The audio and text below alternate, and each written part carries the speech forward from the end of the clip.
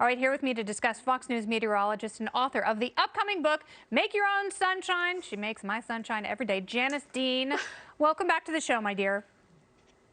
Nice to be here, and happy anniversary, my friend. Thank you so much. We've been having a good week. I appreciate your kind words, and I know it has been a tough year for you and your family. Your husband's mother and father both succumbed to COVID in New York nursing homes. So how does it make you feel when Governor Cuomo says incompetent government kills people? Is it a confession? Was my first reaction. And then I thought, well, he's right, but he doesn't realize that he's talking about his own leadership. And I have to tell you, covering this governor for 10 months now, Kennedy, I'm not surprised anymore. He had a COVID mountain poster where he put all of his favorite things on that and sold it during the pandemic. And then he wrote a book, of course, in the middle of a pandemic, talking about how he crushed the curve and how great he is as the leader of New York and how we definitely did such great things by crushing that curve.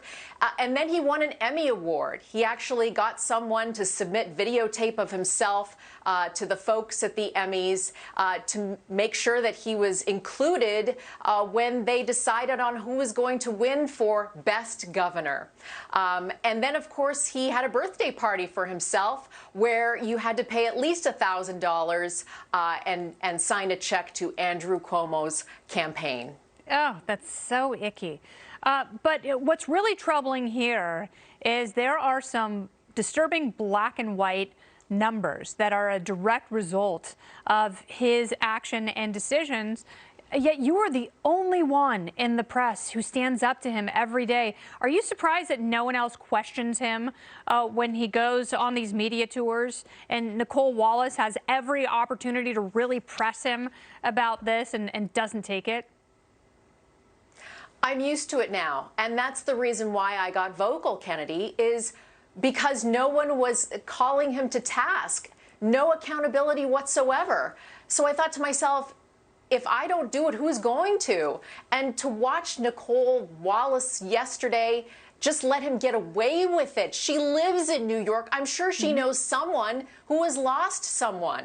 So the fact that he continues to get away with it, I will continue to call him out on social media and on the programs that allow me to have this platform. I'm grateful for you this evening.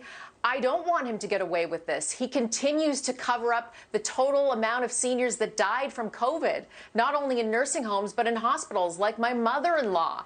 The Justice Department has an investigation into him.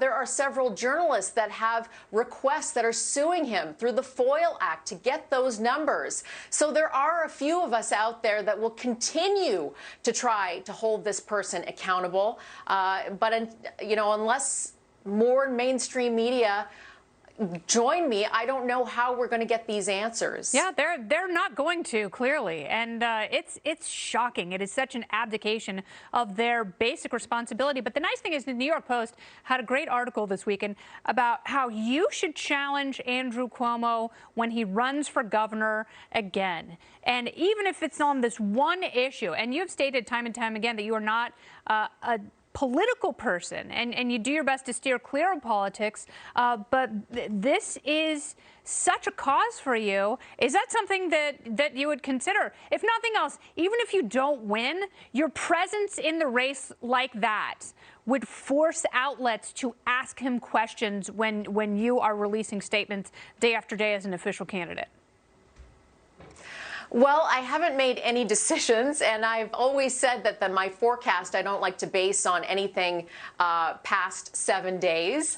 But I will say that people that I think make a difference in government are those who have had something challenging affect them. And my family has been through something that I believe is because of this governor's leadership. And if someday I can, you know, be on a stage and actually ask him questions, I'll have to think hard about that. For now, I love my job, though, Kennedy, but I'll tell you, if anything changes, you'll be one of the first to know. I love it. And you're amazing at your job. We did celebrate National Weather Person's Day together year before last, and I look forward to it again. Janice Dean, you're amazing. You are a machine, and we will keep following and retweeting everything you have to say about the New York governor and beyond. Thank you. Thank you, my friend. I love you. I love you too.